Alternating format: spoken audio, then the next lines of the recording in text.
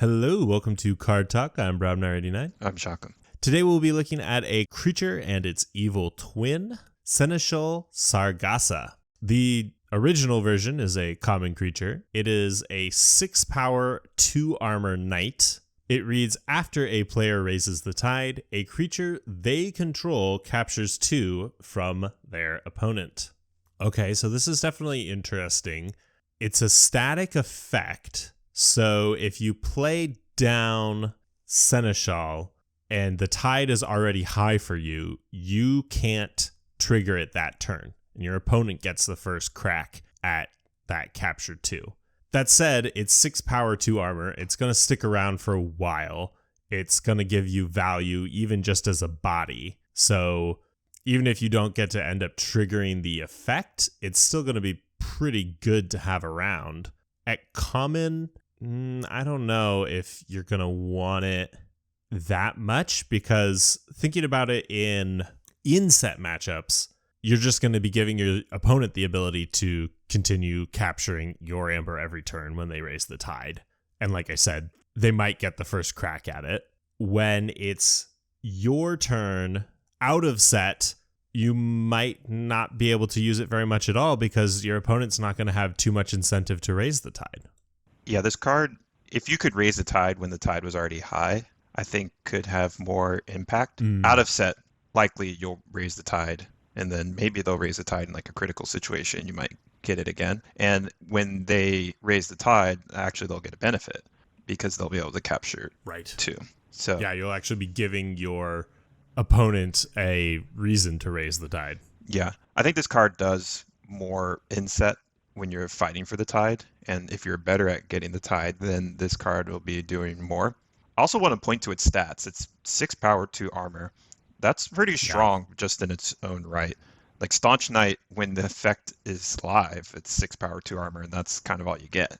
Like, at least this card does something else. And so you have a Seneschal, and you can fight or capture amber onto it, by other means, and pretty tricky to get rid of. Like, you have to expend considerable effort to do so, and this could get you a quick stop when necessary. Yeah, I mean, its stats are redeeming for it, to be sure.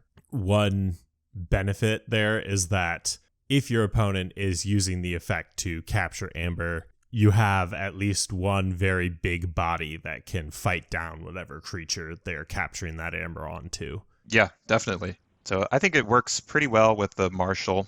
If their deck is better at raising the tide, or you don't think you're going to contest the tide, I guess you just play this and hope that you can get the captured amber back somehow. Discarding this card feels pretty bad. Yeah, 6 power, 2 armor body. Yeah. That's going to be hard to discard. Yeah. Maybe in the most critical situations where this would be the only way they could get a stop, and you discard it in that scenario. Right. You might have a situation where you leave the tide low for yourself so that your opponent doesn't have the chance to raise it and capture.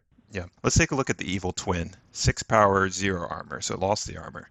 After a player raises the tide, Seneschal Sargassa captures 2. This seems better because your opponent never captures. So the evil twin version doesn't represent a stop for your opponent. And in the offset matchup, okay, you raise the tide to capture 2. Taxing Journey is better. At least this card doesn't benefit your opponent, really. So I think both the regular version and evil twin do a lot more in set than out of set. Absolutely, yeah, because your opponent's just not going to be raising the tide very often, which means you're not going to be raising the tide very often. So I think the evil twin is indisputably better. There's never going to be a situation where you want to discard it. I think losing the armor is fine for the bonus to the effect there, just making it always benefit you and never benefit your opponent. And it's still a 6 power body, which is very strong. Lots that it can take care of, and there's lots of armor boosting effects that can still make it a little bit beefier.